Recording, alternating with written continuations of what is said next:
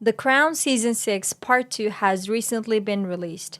One of Netflix's biggest shows has finally reached its end, with Part 2 picking things up after Diana's death and ending the story with Charles and Camilla's wedding. So many fascinating scenes were included in the second part of Season 6, including that emotional scene of the Queen in Westminster Abbey with her two younger versions portrayed by the incredible Olivia Colman and Claire Foy. But many things happened in between, some based on fact, some based on fiction. Let's look at 4 major events shown in the final episodes of Season 6 and see if they are true or false, fact or fiction. Here we go.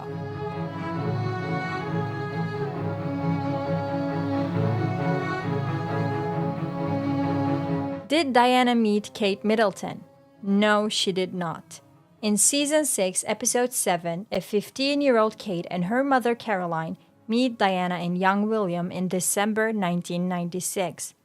In the show, the mother and daughter duo see Diana and William selling a publication to raise money for homeless people. Kate donates some money to the cause and Diana thanks her. Young Kate even locks eyes with Prince William. But is any of this true? No. Even though Diana was an advocate for the homeless and went privately to buy issues from the publication, according to a vendor who sold her the magazines, she never took to the streets to raise money, nor William accompanied her. So she didn't meet Kate. According to Prince William himself, his mother never got the chance to meet Kate. Even Kate Middleton said that she would have loved to meet Diana. Did Prince Harry wear a Nazi uniform? Yes, he did. This may come as a shock to many, but when he was only 20 years old, Harry's pictures with a Nazi uniform with swastikas were on the front page of the newspaper, The Sun. Apparently, this picture was taken at a costume party, where William was also a guest. The party had a colonial and native theme. Harry came dressed up as a member of a German expeditionary force sent to North Africa. Another guest at the party sold his pictures to the newspapers. Harry later described this as one of the biggest mistakes of his life.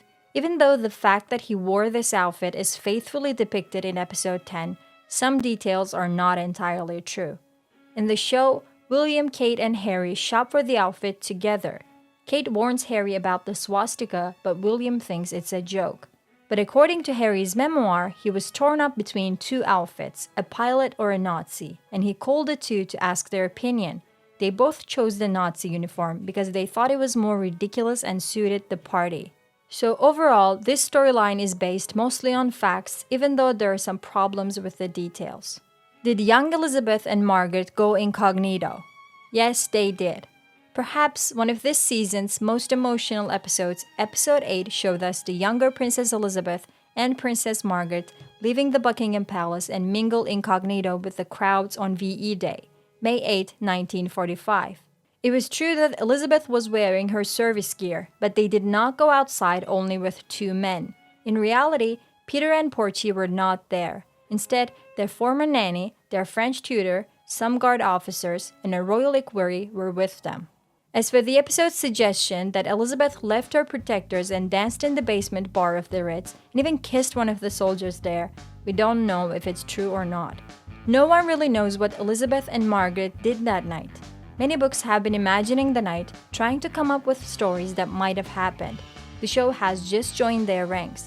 The verdict? Mainly true but imaginative with the rest, which is more or less a summary of The Crown as a whole. Did Elizabeth seriously consider abdicating? This is a tricky question. The Crown has always loved the idea of the Queen's potential abdication and used it in several episodes of the series, but the end of this season takes this idea very far. Before Charles and Camilla's wedding ceremony, Elizabeth thinks about abdicating the throne as a wedding present to her son. The Crown's love of ghosts comes up once more when Claire Foy's Elizabeth ridicules her older version for even thinking of that scenario, while Olivia Colman's Queen is warmer to the idea and tries to persuade the older Queen to abdicate. Well, we all know that she did not end up abdicating the throne and continued reigning for further 17 years. And there's nothing to suggest that Elizabeth was wrestling with thoughts about abdicating in 2005.